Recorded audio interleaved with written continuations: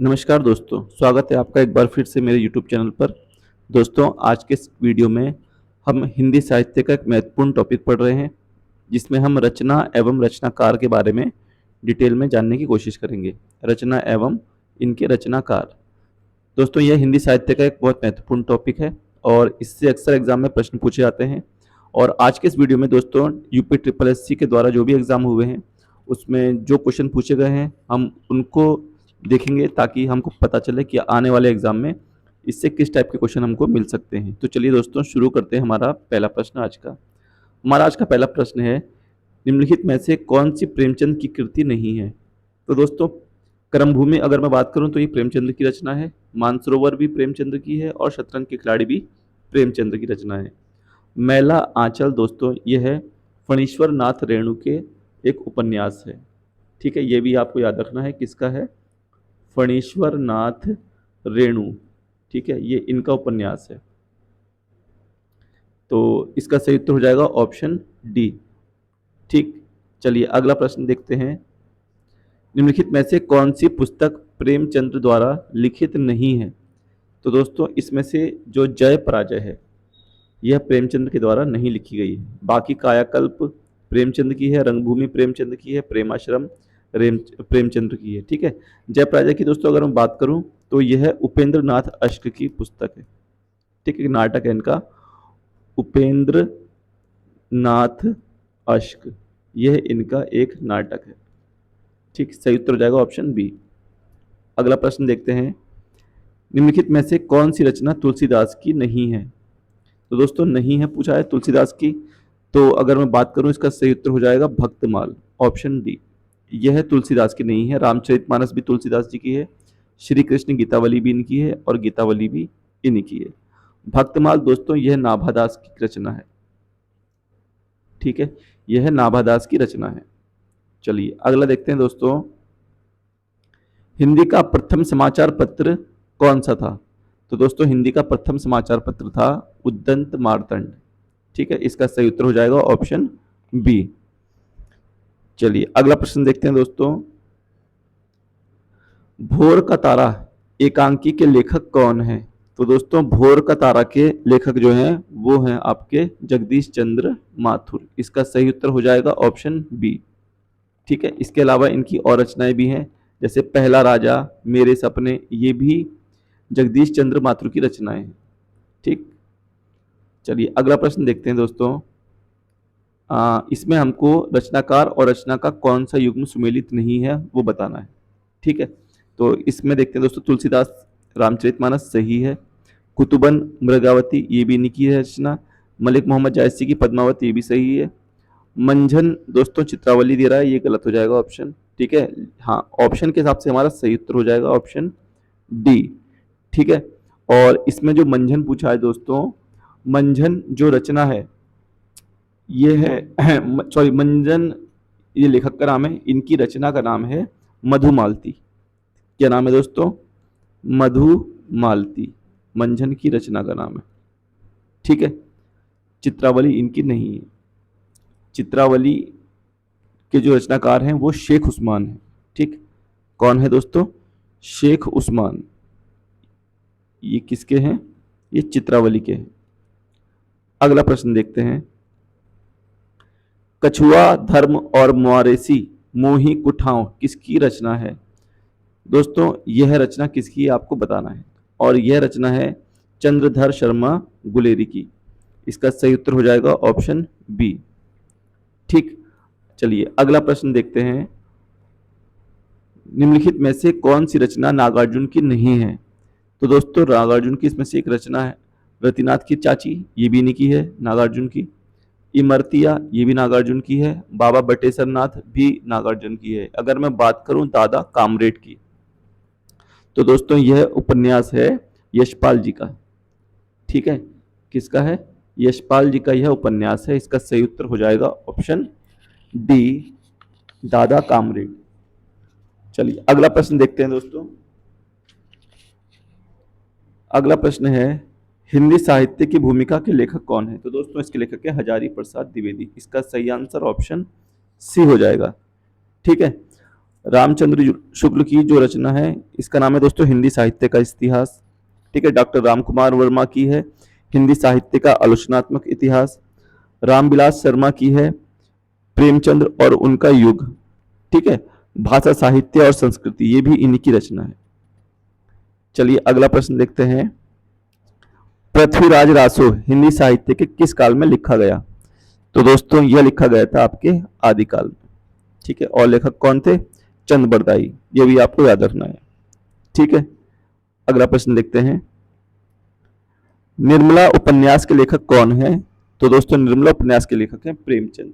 इसका सही उत्तर हो जाएगा ऑप्शन बी। ठीक है, इनका नाम मुंशी प्रेमचंद के नाम से हम इनको जानते हैं। चलिए अगला प्रश्न है, हुंकार काव्य संग्रह के रचयिता कौन है? तो दोस्तों हुंकार काव्य संग्रह के रचयिता हैं आपके रामधारी सिंह दिनकर। ठीक है, इसका सही उत्तर हो जाएगा ऑप्शन डी। अगला प्रश्न देखते हैं, निम्नलिखित में किशोरी लाल गोस्वामी रचित कहानी कौन सी है? तो दोस्तों किशोरी लाल गोस्वामी की जो कहानी है उसका नाम है इंदुमती। ठीक है, इसका सही उत्तर हो जाएगा ऑप्शन सी। प्लेग की चुड़ैल दोस्तों अगर मैं बात करूं तो ये मास्टर भगवान दास की है। ठीक है, पंडित और पंडितानी दोस्तों ये गिरिजादत्त वाजपेयी की है। 11 वर्ष का समय, यह रचना है आचार्य रामचंद्र शुक्ल जी की। चलिए अगला प्रश्न देखते हैं दोस्तों, हिम तरंगिनी किसका काव्य संग्रह है? तो दोस्तों हिम तरंगिनी है आपका माखन लाल चतुर्वेदी का। इसका सही उत्तर हो जाएगा ऑप्शन सी। ठीक, अगला प्रश्न देखते हैं दोस्तों, आधुनिक ढंग से पहला एकांकी किसे माना जाता है? तो दोस्तों यह माना जाता है बादल की मृत्यु को। ठीक है, और इसके लेखक हैं राम कुमार वर्मा। कौन है दोस्तों? राम कुमार वर्मा। ठीक है, बादल की मृत्यु के लेखक राम कुमार वर्मा है। चलिए अगला प्रश्न देखते हैं, केशव दास द्वारा रचित आध्यात्मिक ग्रंथ का नाम क्या था? तो दोस्तों इसका नाम था विज्ञान गीता। विज्ञान गीता किसकी है? केशव दास की है। ठीक है, ये हमको याद रखना है। चलिए अगला प्रश्न देखते हैं, ज्ञानदीप किसकी रचना है? तो दोस्तों ज्ञानदीप जो रचना है वह है शेख नबी। इसका सही उत्तर हो जाएगा ऑप्शन सी। ठीक है, अगला प्रश्न देखते हैं, रामचंद्रिका की रचना किसने की? तो दोस्तों रामचंद्रिका की रचना की है केशव ने, केशव दास। ठीक है, यही इसका सही उत्तर हो जाएगा ऑप्शन डी। अगला प्रश्न देखते हैं, जयशंकर प्रसाद जी की पहली कहानी कौन सी थी? तो दोस्तों जयशंकर प्रसाद जी की पहली कहानी थी ग्राम। ठीक है, और ये जो कहानी थी 1911 में प्रकाशित हुई थी ये कहानी। ठीक, और इसे इंदु पत्रिका में प्रकाशित किया गया था। इंदु पत्रिका, इसमें प्रकाशित किया गया था इस कहानी को। यह जयशंकर प्रसाद की पहली कहानी थी। इसके अलावा उनकी अन्य कहानियां भी हैं, आकाशदीप है, सालवती है, मधुआ है, गुंडा है, नूरी है, ये सब जयशंकर की कहानी है।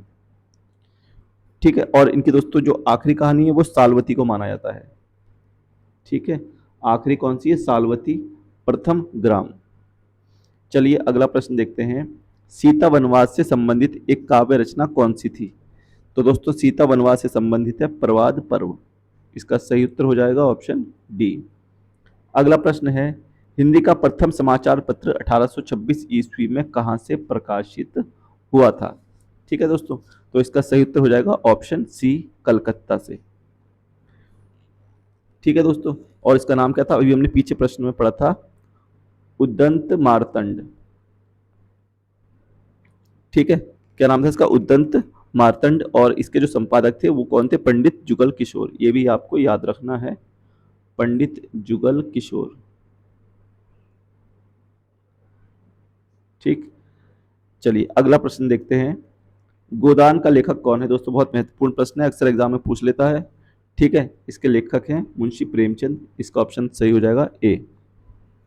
अगला प्रश्न देखते हैं, श्री रामचरितमानस की रचना किस कवि ने की थी? दोस्तों ये तो कोई भी बता देगा, इसके रचयिता कौन है? तुलसीदास। ठीक है, इसका सही उत्तर हो जाएगा ऑप्शन सी। और दोस्तों यह अवधी भाषा में लिखी गई है, आपको ये भी पता करना है। ठीक है, ये भी आपको बताना है कि यह कौन सी भाषा में लिखी गई है? अवधी भाषा में। ठीक, अगला प्रश्न है, आधे अधूरे किस विधा की रचना है? तो दोस्तों आधे अधूरे ये एक प्रकार, ये क्या है, नाटक है। ठीक है, और इसके जो राइटर हैं वो हैं मोहन राकेश। किसकी करती है ये? मोहन राकेश की। ठीक, अगला प्रश्न देखते हैं दोस्तों, जयद्रथ वध किसकी रचना है? तो दोस्तों यह रचना है मैथिली शरण गुप्त की। इसका सही उत्तर हो जाएगा ऑप्शन सी। ठीक है, चलिए अगला प्रश्न देखते हैं, निम्नलिखित में से छायावादी रचनाकार कौन है? तो दोस्तों छायावादी रचनाकार बताने हैं इसमें से हमको। इसका सही उत्तर हो जाएगा ऑप्शन सी, सुमित्रानंदन पंत। ठीक है, चलिए अगला प्रश्न देखते हैं, सूर सागर के रचयिता कौन है? तो दोस्तों सूर सागर के रचयिता है सूरदास। इसका सही उत्तर हो जाएगा ऑप्शन बी। इसके अलावा इनकी और रचनाएं भी हैं, जैसे सूर सारावली है, साहित्य लहरी है, ठीक है, भ्रमर गीत है, ये सब सूरदास की रचनाएं हैं। अगला प्रश्न है, निम्न में रीतिकाल का कवि कौन है? तो दोस्तों रीतिकाल के कवि हैं बिहारी। इसका सही उत्तर हो जाएगा ऑप्शन सी। चलिए दोस्तों अगला प्रश्न देखते हैं, उसने कहा था कहानी के लेखक हैं? तो दोस्तों उसने कहा था इस कहानी के लेखक हैं आपके चंद्रधर शर्मा गुलेरी। ऑप्शन बी इसका सही उत्तर हो जाएगा। अगला है, उर्वशी किसका काव्य है? तो दोस्तों उस उर्वशी है जयशंकर प्रसाद जी का। इसका सही उत्तर हो जाएगा ऑप्शन ए। ठीक, मैथिली शरण गुप्त की दोस्तों दो चार इंपोर्टेंट रचनाएं हैं, याद रखना आप। साकेत एक दोस्तों याद रखना है। ठीक है, जयद्रथ वध अभी पीछे बताया था। इसके अलावा भारत भारती भी इन्हीं की रचना है, मैथिली शरण गुप्त की। रामधारी सिंह दिनकर की दोस्तों अगर मैं बात करूं तो इनकी रचना आपको याद रखनी है, एक रेणुका है और एक हुनकार। रश्मिरथी भी इन्हीं की है।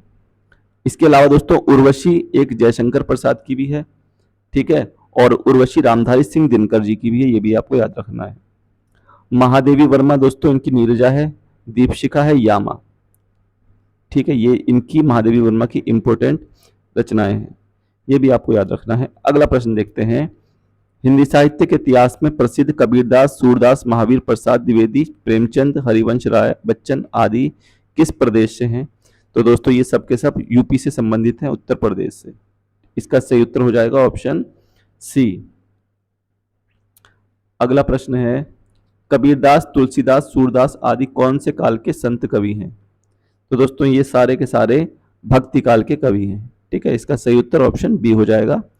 अगला प्रश्न देखते हैं, निम्नलिखित में से कौन सी पुस्तक प्रेमचंद्र द्वारा लिखित नहीं है? तो दोस्तों प्रेमचंद्र के द्वारा जो पुस्तक नहीं लिखी गई है वो है ध्रुव स्वामिनी।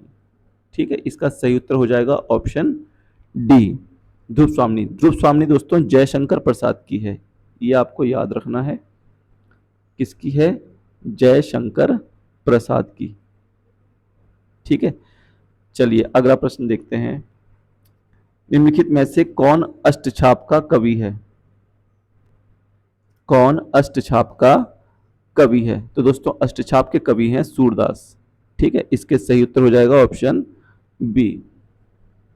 अष्टछाप दोस्तों 8 भक्तिकालीन कवियों का एक समूह था। इसमें कुंभन दास, सूरदास, कृष्णदास, परमानंद दास, गोविंद स्वामी, ठीक है, इस प्रकार से 8 लोग थे।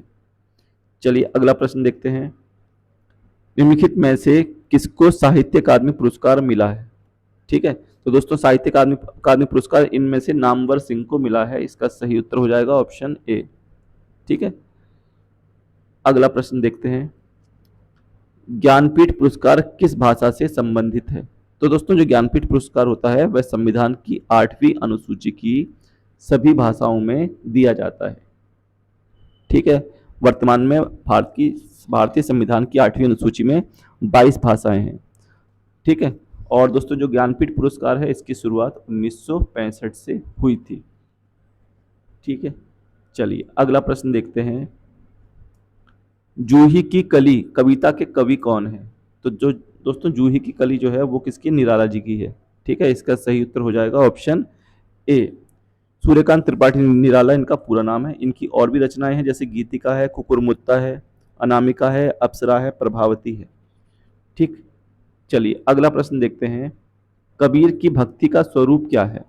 तो दोस्तों कबीर की भक्ति का स्वरूप है निर्गुण, ये निर्गुण भक्ति धारा के कवि थे। ठीक है, चलिए अगला प्रश्न देखते हैं। द्विवेदी युगीन रचना जय भारत के रचनाकार कौन है?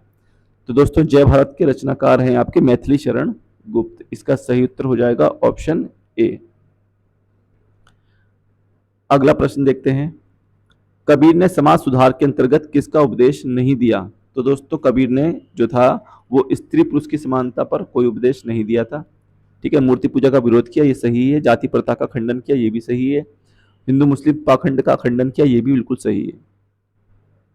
ठीक, अगला प्रश्न देखते हैं दोस्तों। जायसी द्वारा रचित पद्मावत निम्न में से क्या है? तो दोस्तों पद्मावत जो है वो समासोक्ति है। ठीक है, इसका सही उत्तर हो जाएगा ऑप्शन सी।